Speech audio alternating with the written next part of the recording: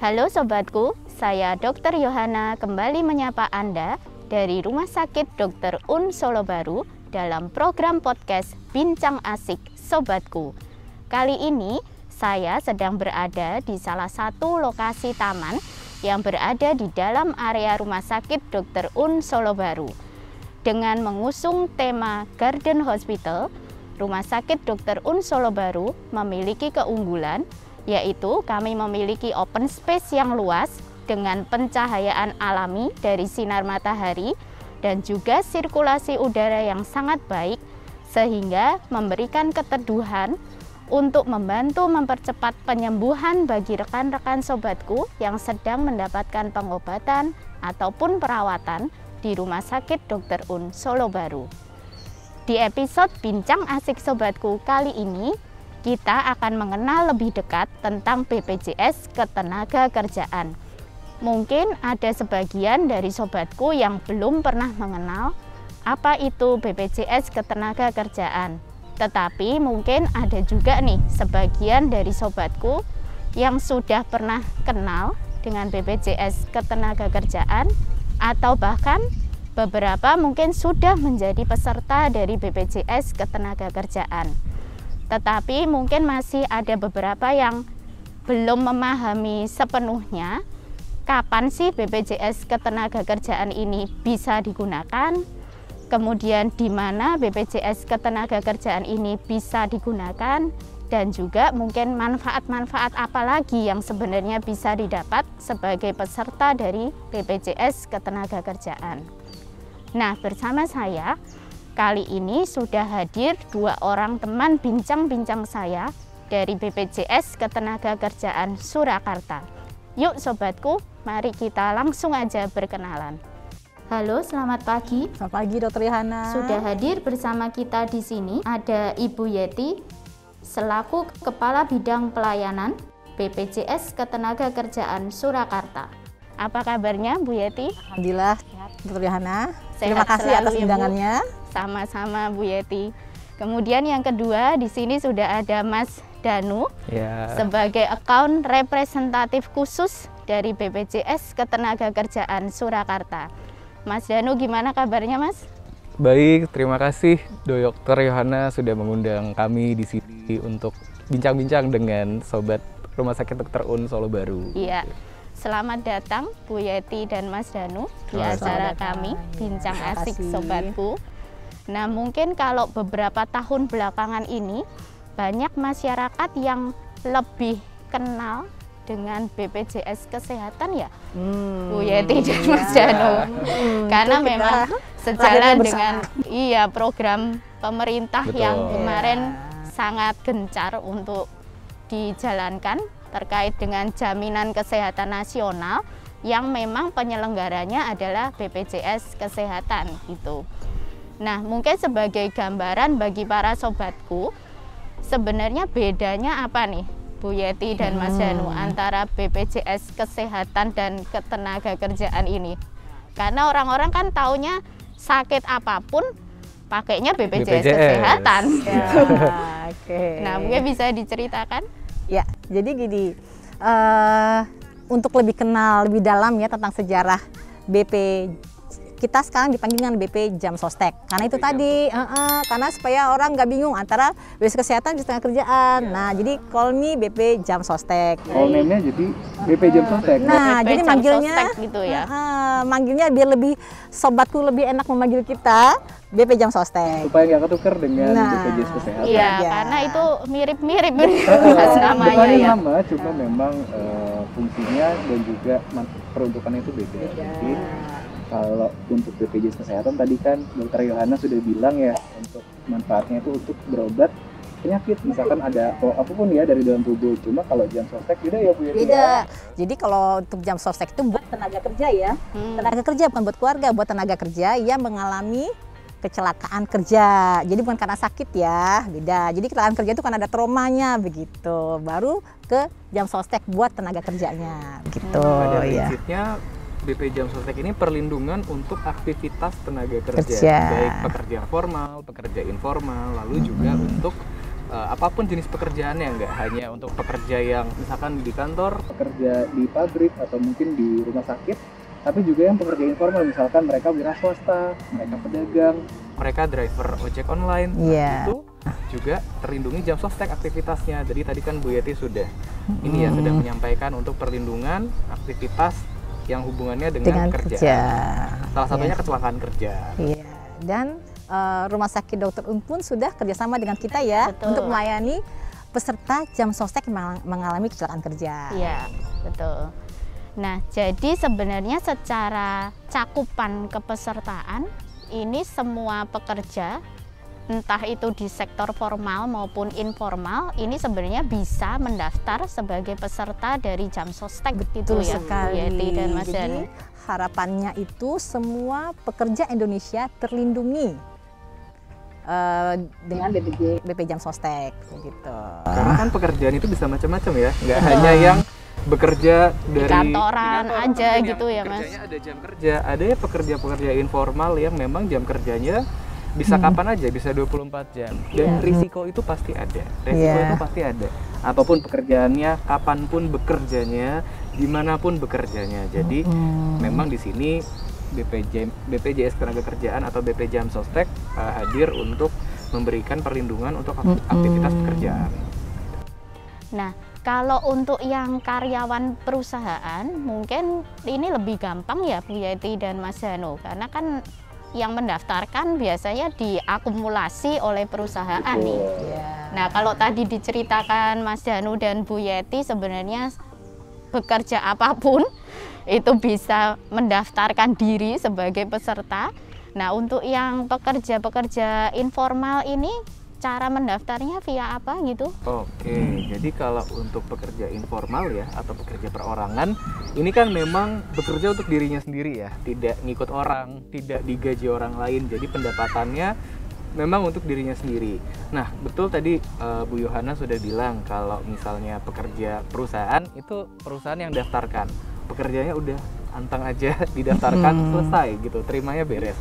Kalau untuk pekerja perorangan ini pertama pendaftarannya ini bisa secara online ya. Online ini masuk ke websitenya di bpjsketenagakerjaan.go.id /BPU. Nanti daftarnya di situ secara online. Jadi isi formulir, isi data diri, dan formulnya online ya. Jadi isi data Semua bisa online ya sekarang ya. Jadi tidak harus ke cabang langsung gitu ya. Kalau kesulitan online barulah datang ke cabang. Jadi Oh. untuk isi formulirnya itu secara online, masukkan data diri sesuai NIK.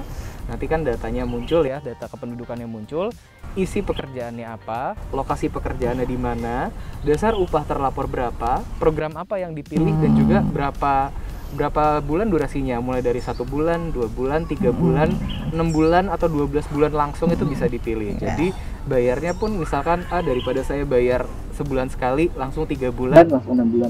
itu bisa. Iya. Nanti setelah pendaftaran secara online, untuk pembayarannya pun sekarang juga sudah online.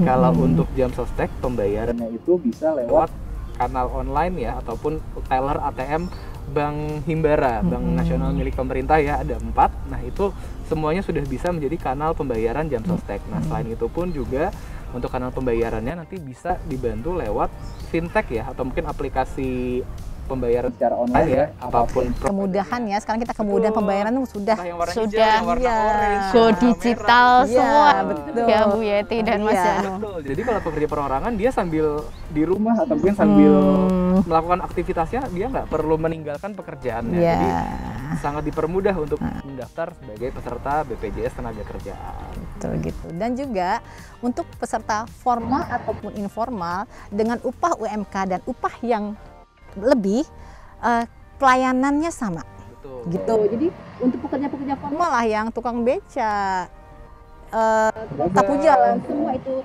dengan yang dokter segala macam dokter dengan gaji yang berapapun itu nanti pelayanannya sama untuk jam sostek, BP Jam Sostek begitu. Jadi tidak ada beda manfaatnya. Iya.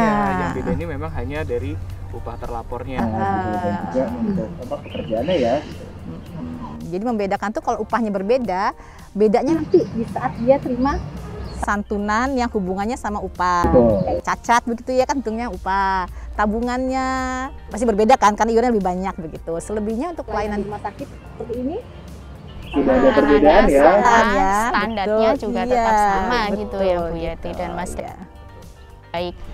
Jadi bagi para sobatku yang mungkin belum ada gambaran dan ini mendengarkan kemudian tertarik nih untuk lihat-lihat dulu bisa ya Bu Yeti dan Iya Mas dong, Danu bisa. mungkin Iya, bisa di websitenya. buka-buka dulu nih di websitenya BP Jam Sostek. Dan tadi seperti yang diceritakan Mas Danu berarti untuk pilihan jangka waktu kepesertaannya pun bisa memilih sendiri. Betul, kalau untuk pekerja perorangan bisa, karena kan mungkin ada yang kalau bayar 1 bulan nanti takut lupa, udah langsung aja sekalian 3 bulan, 6 bulan, malah itu lebih baik. Jadi nanti ini ya langsung sekalian bayar, nanti baru bayar 3 bulan lagi, 6 bulan lagi. Iya. Nah, dan kalau nanti sudah jadi peserta, tadi kan kalau pembayaran dan pendaftaran dan juga pembayaran sudah online. Kartu digital bukti kepesertaan pun sudah online. Jadi sekarang sudah bisa download aplikasi JEMO Jam Sostek Mobile. Nanti bisa download kartu pesertanya di situ. Nanti kan kalau sudah mendaftar di email itu ada nomor kartu pesertanya. Nanti registrasi dimasukkan ke aplikasi JEMO. Itu nanti bisa dilihat pertama saldo JHT-nya berapa, saldo terprogram dengan JHT. Lalu yang kedua, terakhir bayarnya kapan? Terakhir bayarnya kapan? Perlu bayar laginya Kapan? Jadi ada semacam pengingat dari situ. Lalu di aplikasi itu sendiri pun sudah ada ya, misalkan informasi informasi terkait pusat layanan kecelakaan kerjanya BPJS Tenaga-Kerjaan. Salah satunya adalah Rumah Sakit Dr. Un Solobaru. Jadi selain itu pasti ada manfaat-manfaatnya dari aplikasi JEMO, termasuk untuk klaim online. ya Bu Yati ya. Jadi diharapkan tenaga kerja yang masih aktif sekalipun itu menginstal JEMO.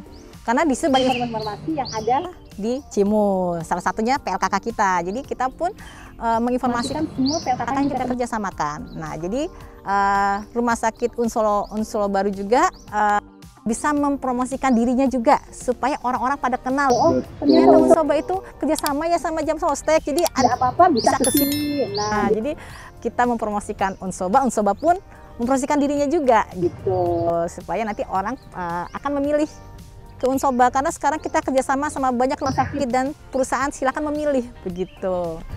Bebas ya. Bebas memilih Dan kita. pastinya kalau dari risiko kecelakaan kerja itu kan peserta tidak perlu mikir ini ya. Yang penting dibawa dulu ke Rumah Sakit Dr. Un Solobaru, nanti ditangani dulu ya, baru nanti administrasinya menyusul ya. Betul, iya dong, jangan sampai udah kejang-kejang ditanyain, nggak bisa ditanyain, nggak dilayanin, nggak gitu juga kali ya. Masih bingung nyari itu tadi Bu, kartu pesertanya di Nah, mana kasihan gitu juga, kalau dia bisa kadang-kadang. suruh nyari kartu bingung juga ya, tetap Iya. dilayani gitu ya. Kita pakai Aplikasi Jam Sostek Mobile itu kartu digitalnya ada. Jadi nanti dengan kartu digital pasti kan itu bukti kepesertaan nih. Nanti dilayani oleh rumah sakit. Nanti baru yang lainnya menyusul ya Bu. Iya. Untuk kartu Lagian sekarang juga IPLKK pun sudah ada ya, bisa ngecek kepesertaan kita lewat NIK-nya, KTP-nya, apakah dia memang aktif atau tidak, bisa dilihat juga. Iya.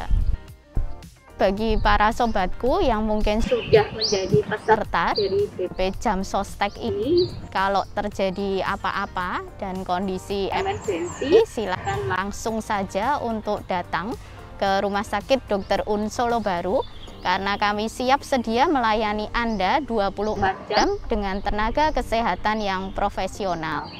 Kemudian untuk prasyarat seperti yang tadi disampaikan Bu Yeti maupun Mas Danu, nanti bisa diurus belakangan ya. Yang penting kondisi medisnya bisa ditangani terlebih dahulu. Pastikan sebagai peserta aktif Jam Sostek. ya, karena kan Memang untuk mendapatkan pelayanan dari Rumah Sakit Dr. Un Solobaru, jika ada kecelakaan kerja, pastinya berstatus sebagai peserta aktif. Dan untuk itu pastikan kalau untuk peserta perorangan membayar iuran secara rutin. setiap bulan. Kalau misalnya Misalnya peserta dari perusahaan, dari aplikasi Jam Sostek Mobile pun kelihatan perusahaan terakhir membayarkan kapan. Nah itu jadi kalaupun misalkan terdaftar lewat perusahaan gitu, bisa dicek apakah iuran saya sudah terbayar. Karena kalau misalkan ada risiko, kan sayang kalau nggak bisa ditangani karena kendala administrasi. Bisa dicek lewat IPLKK tadi Betul. ya. Iya, baik. Nah, kalau tadi Mas Danu menyinggung jangan lupa bayar setiap bulan. Iya dong, karena jaminan akan diberikan bila dia terdaftar ya daftar dan beriuran gitu. berstatus peserta aktif. Kalau peserta aktif kan berarti ada pembayaran iuran secara rutin. Iya. Tapi gini juga, umpama gini ada perusahaan nunggak gitu Mas Danu ya, perusahaan nunggak nih. Jadi sementara Dokter Un ngecek data bayi nikah, oh ternyata dia tidak eligible karena ternyata setelah tanya ke Mas Danu gitu, ternyata dia nunggak gitu kan. Jadi tetap dilayani. Kalau untuk perusahaan tetap dilayani, nanti sistemnya reimburse. Begitu, tetap ya. Masih bisa reimburse kalau kita. Tapi kalau yang mandiri berarti gimana? Ya, nah, jadi biasanya kalau misalkan ada risiko itu kan pasti kalau misalkan ternyata secara administrasi kepesertaannya misalkan oh ini ada belum bayar iuran dan sebenarnya masih masa tenggang, itu bisa diselesaikan dulu. Jadi nanti tetap ditangani oleh Rumah Sakit Dr. Un Solobaru. Nanti secara administrasi kepesertaan jam sosteknya misalkan oh belum bayar 1 bulan 2 bulan, nanti dibayarkan. Nanti itu tetap nanti Un Solobaru tenaga kita untuk yang perorangan. Jadi sebenarnya kalau masih statusnya masa tenggang itu masih bisa. Yang penting tidak nonaktif, karena kalau nonaktif itu kan berarti kan statusnya bukan peserta aktif. Kalau masa tegang itu berapa Mas Danu? Masa tegang itu 3 bulan. 3 bulan. Misalkan contohnya gini. Iuran terakhir ya. Iya, iuran terakhir. Jadi misalkan iuran terakhirnya Desember. Berarti kan Januari harus bayar. Nah, berarti kalau misalkan ada resiko di Februari, Januarinya belum bayar. Nah, itu berarti Januarinya diselesaikan dulu sekalian Februarinya. Makanya untuk mengingatkan juga untuk sobatku yang kepesertaannya secara perorangan, bayarnya lebih baik setiap bulan dirutinkan. Misalkan sekali mau bayar sama bayar listrik, bayar air, bayar gas. Sekalian jangan lupa ya. Gitu. Atau itu tadi kita pun ada bisa langsung 3 bulan, langsung 6 bulan, langsung setahun gitu. Udah. Karena nanti masalahnya kalau ternyata terjadi resiko dan dia belum bayar iuran dan lewat masa tenggang, ya akhirnya nggak bisa dijaminkan begitu. Dan untuk peserta perorangan iurannya sangat terjangkau ya. Nah itu yang mau saya tanyakan berikutnya Mas Danu. Berapa nih besar premi yang harus dibayar? Oke, jadi untuk peserta perorangan, jadi ini iurannya mulai dari 16.800 ya.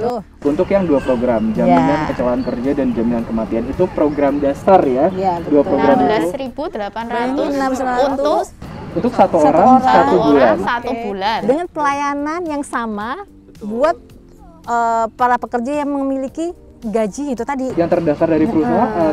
Fasilitasnya sama, tidak ada perbedaan ya, itu hanya besarannya itu karena memang dia pekerja perorangan dan iurannya mulai dari 16.800. Jadi bisa berbeda sesuai dengan misalkan dasar upah terlapor ya. Jadi semakin tinggi pastinya kan iurannya juga proporsional, tapi mulai dari 16.800 dan itu untuk 2 program. Kalau ikut dengan JHT, jaminan hari tua yang nanti bisa diklaim kalau sudah tidak bekerja lagi, iurannya itu 36.800, mulai dari 36.800 ya. Jadi itu ada tabungannya Mas Danu ya. Bedanya di JHT-nya. Jadi kita kan kalau sekali makan ya sekitar 16.000, 17.000. Nggak dapat apa-apa kali ya. Makan kenyang segitu. Nah, ini iuran satu orang 1 bulan mulai dari 16.800. Jadi kalau kita nyelengin setiap hari gitu, nah paling kan ya 500, 1.000 rupiah setiap hari sudah bisa. Nah, jadi memang masih untuk manfaat yang sekian banyak, iurannya sangat terjangkau ya. Jadi dilihatlah manfaatnya, bukan besaran iurannya. Iya, karena manfaat yang diberikan juga sama dengan mereka yang mengiur lebih juga gitu. Nggak kita bedakan ya. Kita tidak bedakan kalau dia punya formal ataupun dia informal gitu. Pelayanannya sama. Nah, untuk iurannya sendiri nih atau premi mungkin ya yang harus iuran ya istilahnya. Iuran. Kalau untuk iuran yang dibayar peserta ini, apakah ada jangka waktunya nih, Mas Danu? Oke, maksudnya jangka waktu gimana? Harus membayar rutin sampai usia sekian. Kemudian nanti setelah usia, misalnya kayak asuransi komersil, itu kan biasanya seperti itu ya Bu Yeti hitungannya ya. Harus bayar premi terus, setelah 10 tahun bayar rutin, maka coveran ini akan berlanjut sampai yang bersangkutan nggak ada gitu misalnya ya.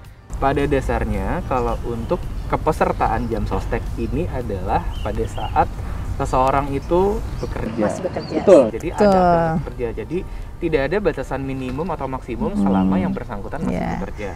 Jadi memang kalau misalkan contoh ada orang sekarang misalkan usia masih 30-an. Saya nanti usia 40 udah mau ngurus keluarga aja, nggak mau kerja lagi. Kalau memang ternyata memang sudah tidak bekerja, berarti sudah stop jadi peserta jam sostek? Nggak masalah, karena kan dia memang tidak ada aktivitas pekerjaan. Selama dia masih bekerja, walaupun dia usianya sampai 60 tahun masih bekerja, tetap jadi melindungi pekerja. Selama dia masih bekerja, dia melindungi dari resiko resiko. pekerjaannya. Karena bisa aja ada orang-orang usia di atas 60, di atas 70. masih makanya banyak yang bekerja ya sekarang ya, apalagi profesor segala macam ya, dokter sampai usia berapa di sini ya pasti ya. Di atas sini sih pensiun sampai ya. 55. dan juga pekerja informal, misalkan namanya orang berdagang, orang wira swasta, kadang nggak kenal umur. Nah itu bisa sampai usia berapapun selama yang bersangkutan masih ada aktivitas kerja. Jadi kalau memang batasan maksimum itu tidak ada, cuma kalau untuk pendaftaran perorangan maksimum pada saat pendaftaran di usia 65 dengan catatan tidak ada pesertaan yang bolong ya, jadi terus membayar rutin. Jadi tidak boleh nonaktif, karena kalau misalnya sudah nonaktif di atas usia 65 untuk yang perorangan betul, jadi tidak bisa didaftarkan ulang. Kalau Contoh gini deh, pedagang nih, dia belum terdaftar, tiba-tiba mendaftar di atas usia 56 perorangan, jadi nggak bisa.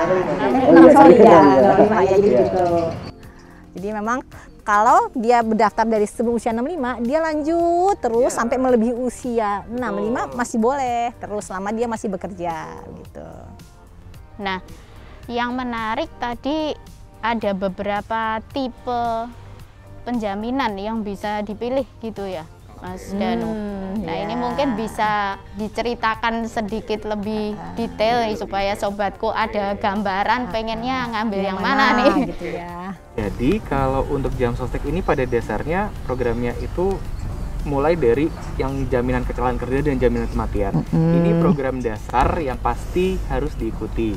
Nah, itu dua program ini kalau peserta perorangan tadi ya mulai dari 16.800. Kalau untuk yang program dengan JHT, jaminan hari tua, berarti kecelakaan kerja dan kematiannya itu sudah include jaminan kecelakaan kerja, jaminan kematian, dan juga jaminan hari tua. Nah, ini tiga program ya. Perorangan mulai dari 36.800. Nah, itu kalau untuk peserta ini ya perorangan. Kalau misalkan untuk perusahaan, entah ini mungkin berstatus karyawan atau mungkin ada HRD atau mungkin ada yang ownernya usaha. Nah, ini kita sesuaikan dengan skala usaha ya. Jadi kan memang berapa program yang harus diikuti ini sesuai dengan skala usaha, dan ini menentukan ini ya kewajibannya. Skala usaha itu dilihat dari aset dan omset badan usaha ataupun perusahaan. Kalau misalkan termasuk usaha mikro ini biasanya UMKM atau mungkin yang toko kecil atau mungkin ini ya usaha yang memang masih merintis. Ya, mikro ya, kelas mikro gitu ya, usaha mikro. Ikutnya dua program, jaminan kecelakaan kerja dan jaminan kematian. Nah, kalau untuk yang statusnya misalkan sudah masuk usaha kecil, minimum itu sudah mengikuti jaminan hari tua 3 program. Dan kalau berstatus usaha menengah besar, wajib mengikuti 4 program. Jaminan kecelakaan kerja, jaminan kematian, jaminan hari tua, dan jaminan pensiun. Jadi memang skala usaha ini disesuaikan dari aset-aset perusahaan. Tapi boleh ya, kalau mereka yang mikro pengen ikut JP boleh ya? Boleh, tetap boleh gitu. Jadi minimum yang diikuti sesuai itu, tapi kalau mau lebih dari itu dipersilakan. Karena mereka mau nabung, mau dapat pensiun juga, boleh ikut juga gitu. Di Solo dan sekitarnya toko-toko yang kecil tapi ikut jaminan pensiun, atau mungkin yang ini ya masih usaha-usaha rumahan gitu sampai ikut JHT, nggak masalah gitu. Jadi memang diperbolehkan untuk ini ya menambah program gitu. Iya, karena emang pemerintah ini berharap untuk pegawai-pegawai yang informal, yang swasta bisa dapat pensiun sama dengan mereka-mereka yang PNS. Nah, kenapa PNS bisa dapat pensiun? Karena mereka dari awal kerja itu diiurkan terus, mengiurkan juga. Nah, sama lah dengan pekerja informal juga, kalau mau dapat pensiun, mereka mulai mengiur.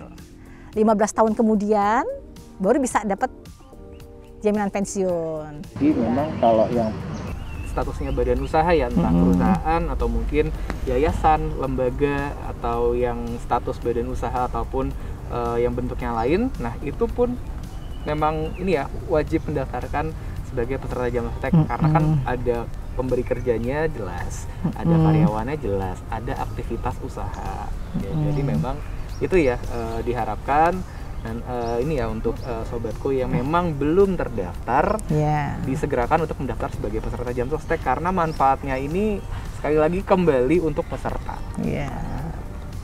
Nah, untuk sistem jaminan pensiunnya dan jaminan hari tuanya nih, ini sistem diterimakannya seperti apa, Bu Yeti, kepada peserta? Pada prinsipnya JHT jaminan hari tua itu untuk hari tua pada dasarnya. Tapi sekarang kita bisa memberikan JHT bila peserta sudah tidak bekerja lagi. Untuk JHT ya, jaminan hari tua bisa dibayarkan langsung satu kali saat dia bekerja atau berhenti bekerja gitu ya. Bekerja masa tunggunya 1 bulan gitu ya. Nah, jadi tapi beda dengan jaminan pensiun. Walaupun sudah dia berhenti kerja, jaminan pensiun bisa diambil nanti setelah dia pensiun. Umur berapa ya gitu kan. Nah, usianya sekarang bisa diambilnya usia 58 tahun sekarang 58 per 2022 ini ya. Ya, sekarang 58 tahun. Jadi kalau dia usia 40 nih, berhenti kerja, tabungannya bisa diambil. Masa tunggu 1 bulan ya, tapi untuk jaminan pensiunnya nanti saat dia usia tetap usia 58 gitu. Dan itu sama dengan PNS, diterimakan bulanan atau gimana?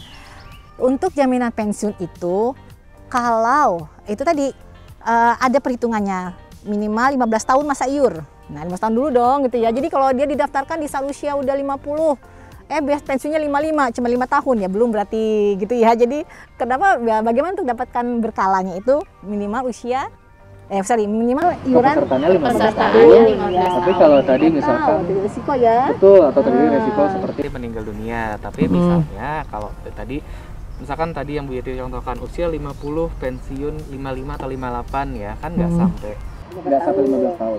Manfaat tetap dikembalikan secara akumulasi ke peserta. Jadi seperti JHT ya, Bu? Iya, betul. Diterima lamsam. Langsung. Jadi tetap kembali ke peserta, cuma kalau 15 tahun ikut jaminan pensiun atau mengalami resiko ya, Bu ya.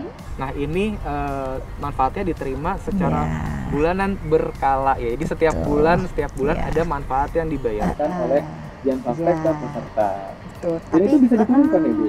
Bisa, kalau emang ternyata kan janda duda itu ya, ternyata istrinya sudah meninggal, bisa jatuh ke anak.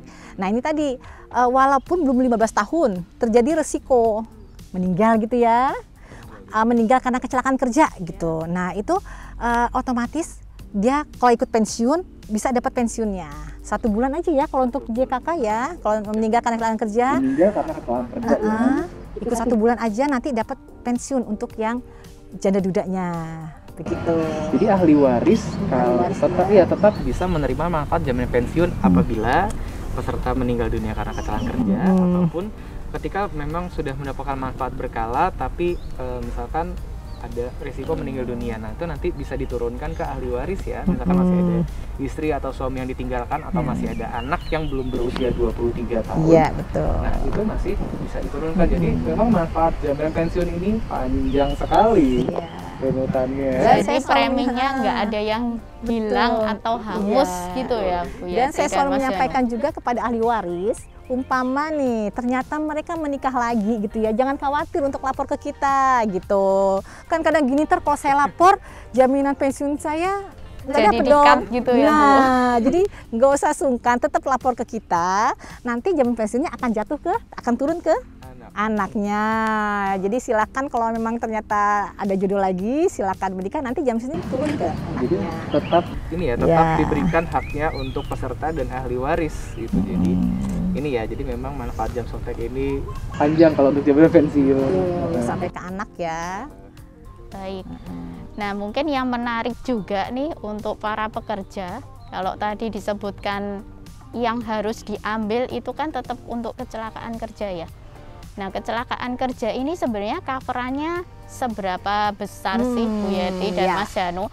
Apa memang kecelakaan kerja yang memang sampai kondisinya ini berat sekali maka jam sosteknya baru bisa mengcover atau gimana? Jadi gini nih, lingkupnya dulu ya, lingkupnya itu kecelakaan saat kerja, termasuk berangkat dari rumah ke tempat kerja dan sebaliknya. Jadi yang bagaimana, nggak usah yang parah-parah, ibaratnya di rumah sakit tusuk jarum gitu kan, ada tindakan segala macam ya kita cover. Jadi semua yang berhubungan dengan kecelakaan kerja itu terlindungi, bisa dijamin untuk pengobatannya di rumah sakit. Lebih baik ke rumah sakit yang kita kerjasamakan. Karena jadi mereka datang ke rumah sakit yang kerjasama, salah satunya Solo Baru, mereka tidak membayar. Nanti rumah sakit yang menagih kita. Jadi apapun bentuk kecelakaannya, yang trauma ya ada traumanya, silahkan menggunakan BP Jam Sostek. Gitu. Dan pastinya biasanya ini untuk kecelakaan kerja ini termasuk pada saat berangkat dan pulang. Jadi misalkan dari rumah sampai ke tempat kerja, terjadi pada risiko. saat di tempat kerja sudah pasti ya. Dan juga sampai pulang nanti ke rumah. Dan juga ada aktivitas lain yang ada hubungannya dengan pekerjaan. Karena kan bisa aja ketika lagi bekerja ditugaskan oleh pimpinan untuk acara apa, kegiatan apa. Nah, itu misalkan ada resiko masih di cover oleh BPJS Tenagakerjaan. Pada prinsipnya ada aktivitas kerja, ada hubungannya dengan pekerjaan, dan masih dalam rute yang wajar ya, Bu. Ya, karena kan kalau berangkat dan pulang, nah ini berangkat dan pulang rutenya kan pulang jam 7, kecelakaan jam 10, padahal rumahnya cuma 5 menit. Kan nggak wajar ya. Jadi emang harus rute yang wajar dan waktu yang wajar. Kecuali memang ada aktivitas lain yang ini ya, memang ada hubungan dengan pekerjaan. Karena kan ada pekerjaan yang contoh misalnya harus kerja di lapangan, kayak misalkan mungkin kalau humas misalkan harus liputan atau mungkin ada aktivitas dengan media, dengan pihak eksternal. Nah itu kan jamnya nggak cuma jam kerja kan. Dan kadang-kadang kan bisa molor juga nih kalau seperti ini ya. Dan juga banyak yang terjadi ini pedagang, karena pedagang waktunya bisa kapan aja. Bisa aja dia tokonya udah tutup jam 5, tapi habis itu masih nganter barang pembeli yang gede nih, kan nggak mungkin ditolak Mas. Harus nganter barang atau harus ngambil barang, harus restocknya. Jadi memang cakupan kecelakaan kerja itu sangat luas, tapi ada hubungannya dengan pekerjaan. Jadi untuk rute dan jam yang nggak wajar tadi sebenarnya masih ada kemungkinan untuk bisa tercover. Betul. Asal memang ada bukti bahwa itu sedang melakukan pekerjaan. Kalau karyawan kan biasanya jelas ya, misalkan ada surat tugas atau mungkin ada undangan menghadiri kegiatan apa. Nah kalau misalnya kalau yang sifatnya pekerja perorangan yang dagang, nah ini kan ini ya Pak, ada misalkan ada orderan dari mana, pesanan dari mana, atau mungkin kalau untuk yang driver online itu kan pasti ada orderan sampai jam berapa, betul. Nah, itu kan kadang nggak mengenal waktu. Jadi memang aktivitas pekerjaan itu luas, tapi pasti kan ada bukti pendukungnya ya. Nah, itu yang bisa menentukan itu kecelakaan kerja atau bukan, ya itu. Jadi nanti ada tim dari BP Jam Sostek yang akan mengkaji untuk kronologis kejadiannya gitu ya. Jadi jangan sampai peserta yang mengalami kecelakaan ternyata bukan kecelakaan kerja, terus dia bilang ke rumah sakit, saya kecelakaan kerja loh, bla bla bla bla, akhirnya dijaminlah sama rumah sakit. Setelah kita lakukan penelusuran kronologis, kita verifikasi, kita cek, oh ternyata bukan kecelakaan kerja, akhirnya kan kita nggak bisa menjamin. Padahal kalau dia ikut kesehatan, dia akan diganti sama BPJS Kesehatan. Begitu. Jadi pada prinsipnya kalau kasus yang dijamin BPJS Tenagakerjaan tidak dijamin oleh BPJS Kesehatan. Iya, betul. Sebaliknya yang dijamin oleh BPJS Kesehatan pun tidak dijamin BPJS Tenagakerjaan. Jadi memang kalau di sini ada yang sudah punya BPJS Kesehatan terus mikir saya tetap perlu nggak daftar BPJS Tenagakerjaan? Perlu daftar, perlu ya. Iya, karena saling melengkapi. Jadi memang fungsinya masing-masing gitu. Pasti kan banyak yang mikir gitu. Saya udah punya kesehatan nih, gimana ya gitu. Tetap diikut ya gitu.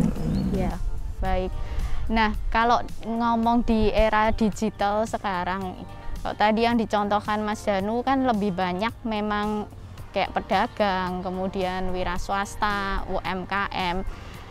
Cuman di era digital ini kan banyak juga nih teman-teman muda yang kerjanya di belakang layar gitu Mas Danu, di multimedia, sebagai YouTuber mungkin sekarang juga banyak kan Mas yang bekerja sebagai YouTuber. Nah kalau yang untuk pekerjaannya seperti ini gimana Mas? Oke, pada prinsipnya ini kalau pekerjaan yang sifatnya sudah ini ya kayak menggunakan media digital kayak lewat YouTube atau mungkin lewat Instagram. Nah apapun pekerjaannya termasuk kayak seperti freelancer seperti itu ya. Betul. Yang memang banyak bekerjanya di ini ya di belakang layar tadi ya Bu Yohana contohkan. Nah ini memang bisa dijamin oleh Jam Sostek. Lalu lingkup pekerjaannya apa sesuai pekerjaannya. Memang kesannya sederhana ya kalau yang seperti itu hanya di belakang layar. Tapi kan pasti ada perpindahan tempat entah dari rumah ke bikin konten di mana, bikin gitu konten ya. Bikin konten. Nah, itu jadi memang ada risiko di betul, sana ya. Jangan dikira yang hanya di belakang layar itu resikonya nggak ada. Karena di belakang layar bukan berarti dia di belakang layar terus-terusan ya. Dia ada risiko di mana gitu pasti kan. ada pindah tempat untuk menuju ke lokasi. Nah itu dia lingkup pekerjaannya ya. Jadi memang seperti itu pun bisa menjadi peserta jam sostek ya, untuk pekerja freelance, untuk pekerja yang lebih banyak berurusan dengan dunia digital, tetap bisa mengikuti BPJS Tenagakerjaan sebagai peserta perorangan. Iya, karena emang untuk jam sostek itu bukan berarti risikonya hanya kecelakaan itu tadi ya. Betul. Ada risiko yang lain, risiko meninggal dunia. Nah ini dia. Nah, Memang jadi kalau ada risiko meninggal dunia, jangan sampai ada warga miskin baru gitu loh. Jadi jangan sampai ada warga miskin baru sehingga bila tenaga kerjanya meninggal, anak istrinya, ahli warisnya tetap bisa hidup dengan lebih layak. Contoh anaknya juga kalau ikut jaminan bisa dapat beasiswa gitu. Jadi anak bisa sekolah dari TK sampai dengan mahasiswa gitu. nah ini Manfaat jaminan kematian ya, kalau misalkan sudah mengikuti 3 tahun minimum. 3 tahun minimum. betul. Jadi memang ini ya untuk Jaminan kematian ini memang sifatnya preventif ya, karena kita nggak tahu kapan kita akan berpulang. Nah, Iya. tapi kalau misalkan itu terjadi dan kita statusnya masih bekerja secara aktif sebagai tulang punggung keluarga, setidaknya ada santunan dari BPJS Tenagakerjaan yang meringankan beban keluarga. Jadi kan ya namanya nyawa tidak bisa diganti, tapi kan setidaknya untuk keluarga yang ditinggalkan ada santunan yang diberikan supaya bisa melanjutkan hidup yang tadi Bu Yeti katakan, mencegah timbulnya kemiskinan. Karena kalau ada kalau tulang punggung keluarga meninggal dunia kan ya bisa aja apapun terjadi ya, nanti keluar biaya nanti, apalagi kalau yang masih masih punya anak kecil, nanti pendidikannya gimana. Nah, memang fungsi jam sostek di sini untuk membantu pekerja dan juga keluarganya. Jadi sebenarnya coveran untuk jaminan kematiannya juga masih ada lagi gitu ya, Bu Yeti. Tidak sekedar santunan karena kehilangan anggota keluarga atau bahkan tulang punggung keluarga, tetapi juga masih ada benefit lebih bahwa memang ada anak yang masih berusia sekolah, maka ada beasiswa yang akan diterimakan gitu. Iya, minimal tadi kepesertaan sudah 3 tahun. Bila terjadi risiko meninggal, anaknya itu kita kasih beasiswa untuk SD, TK sampai SD itu per tahun 1.500.000, untuk yang SMP 2 juta, SMA 3 juta, dan kuliah 12 juta. Jadi anak dari tenaga kerja yang meninggal bisa sekolah sampai dengan kuliah. Dan untuk 2 orang anak ya? 2 orang anak. Jadi totalnya itu 174 juta. Tapi kita berikan per tahun ya. Per tahun ya, tetap per tahun. Jadi memang ini untuk meringankan beban keluarga, karena kan bisa jadi ada yang masih di usia produktif tapi kita nggak tahu kapan kita berpulang ya. Jadi memang sudah ada yang menerima itu ya Bu ya. Jadi sudah. Jadi tetap negara hadir untuk kesejahteraan warganya, rakyatnya begitu. Jadi jaminan sekolahnya pun ternyata tidak hanya di pendidikan wajib gitu ya, tidak hanya sampai SMA, tapi sampai perguruan tinggi gitu ya. Baik. Jadi jangan usah ragu-ragu ya untuk daftar jam sostek ya, nah, dengan iuran yang minimal, manfaat yang maksimal gitu. Baik, mungkin sudah banyak nih gambaran yang didapat oleh para sobatku terkait dengan BPJS Ketenagakerjaan atau yang sekarang lebih dikenal dengan BP Jam Sostek. Ya. Nanti kalau masih ada yang ingin ditanyakan atau perlu informasi lebih lanjut, sobatku bisa akses juga via website dari BP Jam Sostek. Oke, terima kasih Bu Yeti dan Mas Danu. Sama-sama. Sudah hadir di Bincang Asik Sobatku kali ini. Terima kasih juga untuk sharingnya. Mungkin lain kali kita bisa kolaborasi lagi karena selama ini juga kita sudah berkolaborasi dengan baik ya. Kita udah lama ya bekerja sama ya. Kita sudah bekerja sama. Kayaknya sejak awal ada program JPK ya saat itu ya tahun 95 itu ada JPK. Iya. Di BP di Jam Sostek 1, PT Jam Sostek 1 sudah ada. Iya. Dan selama ini juga kita sudah bekerja sama memberikan pelayanan yang baik tentu saja untuk para peserta BP Jam Sostek. Jadi bagi para sobatku yang sudah menjadi peserta BP Jam Sostek, jika tadi mengalami kondisi-kondisi seperti yang kami ceritakan di awal tadi, baik itu kebetulan mengalami kecelakaan saat berangkat kerja, atau saat pulang dari tempat kerja, atau juga saat dalam kondisi bekerja gitu, atau bisa juga yang menderita penyakit akibat kerja juga bisa, ya Bu Yeti dan Mas Danu, itu juga silahkan aja langsung periksa ke Rumah Sakit Dr. Un Solobaru, karena kami selalu siap melayani dengan tenaga kesehatan yang profesional dan juga sarana prasarana yang memadai. Terima kasih juga untuk para sobatku yang sudah menyimak episode Bincang Asik kita kali ini. Jangan lupa nanti video ini untuk di-like dan kemudian juga silahkan di-share kepada seluruh rekanan dan saudara. Harapan kami semakin banyak orang yang bisa mendapatkan manfaat dari episode Bincang Asik kita kali ini.